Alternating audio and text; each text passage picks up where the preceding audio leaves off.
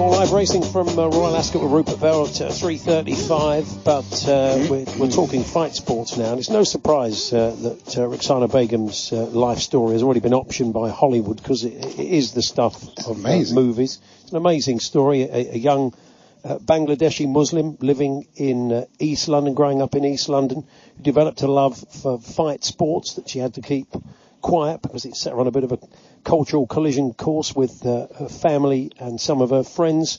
But not only did she continue fighting, she became the Muay Thai world champion and is now a boxer, and that only kind of tells about 10% of the story. Good afternoon, Ruqsana. Good afternoon.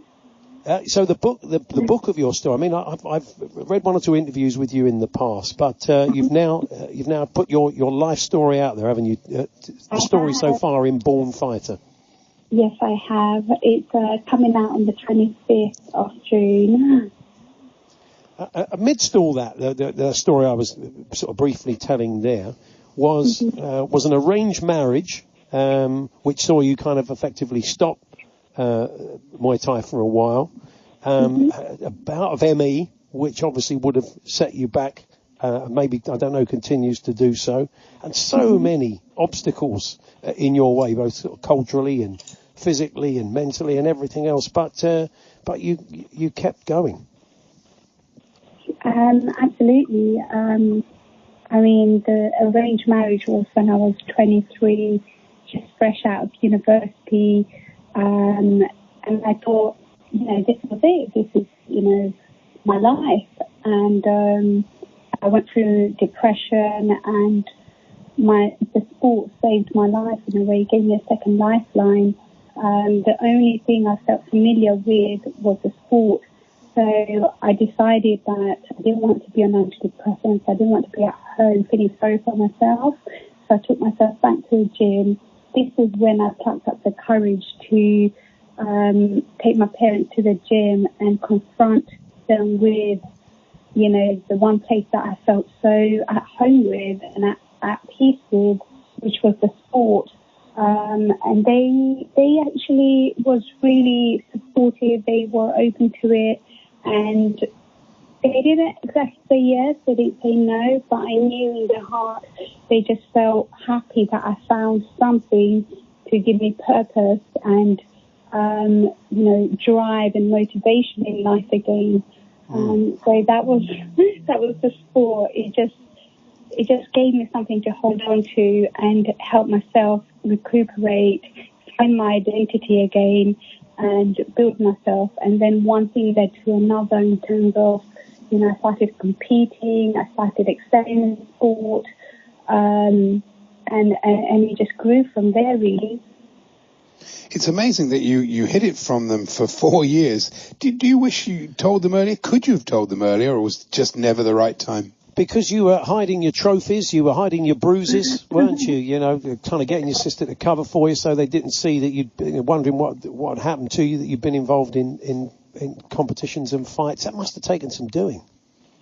Definitely. There was a lot of inner conflict within myself as to whether I was doing something wrong. And then that went on for many years. But I definitely wouldn't change it, because I think with time my parents evolved and they became more understanding and appreciative of how society moves forward with the times and their concepts. So, it gave me those 4 years gave me the strength and to bridge the gap between Eastern and Western culture and idealism, ideology, and it basically allowed me to find out who I am, because if I had told them before, there was a risk of me having to give up the sport, and I wasn't prepared to do that. So I think I made the right decision for myself, where I plucked up the courage. I demonstrated that I'm a good daughter. It wasn't just talk, it was action, it was execution. I went for university, I got a good degree, I managed to get myself a job, I went for the arranged marriage, I did everything that was asked of me, and then it still failed. So in that respect, the sport is teaching me discipline. It's teaching me focus. It's teaching me taking responsibility for my action. And even with the arranged marriage, I never blamed anyone. It wasn't, I wasn't looking at my parents or myself or my ex, in-laws or my ex-husband. It was more about how do I move forward? What should my mindset be? What are the attributes that I need to now acquire to be the best version of myself? So I definitely agree. Everything happens at the right time.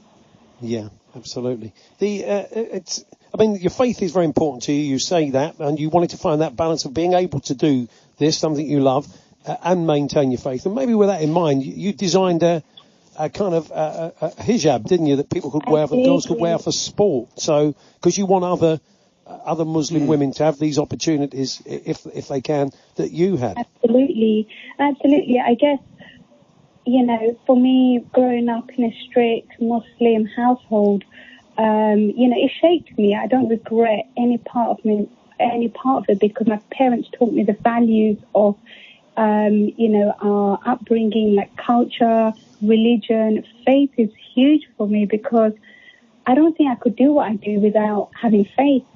Stepping into the ring is one of the most scariest things, because you're putting your life on the line every time you're sparring, every time you're going into fights. People don't realize it's not just paddle, it's not just going for a run, it's going through concussion, it's going through, bruises and internal, even the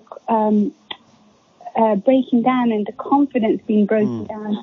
And you have to nurture and mature and evolve with all of those sessions. Each time you have to come back fighting. So for me, it resonated so well with me that if I could take away one obstacle for Muslim women who want to still keep their faith intact and still compete or train or just do it as a leisurely action, why shouldn't they? That should be available to them. And I wanted to make my contribution as a Muslim female growing up, knowing that how important faith is to me, that this should be accessible to all faiths and backgrounds, that they shouldn't have to compromise. Well, it's a fascinating story, Ruqsana. Absolutely. We thank you for joining us today. Best of luck with your boxing career when of course, it's allowed to restart in these troubled times. But best of luck with the book, and we look forward to seeing the film. All the best. Thank you for joining us. Thank you so much for having me on the show. Thank you. Pleasure. There we are, Ruqsana Begum there. The book's called Born Fighter. It is an amazing story. She's part of David Hayes' stable. She's had a couple of fights. I think she picked up an eye injury in the last one, which was nasty, but she tells the story of that in the book. But she says she's going to come back fighting, as you can imagine. So live racing coming up with Rupert.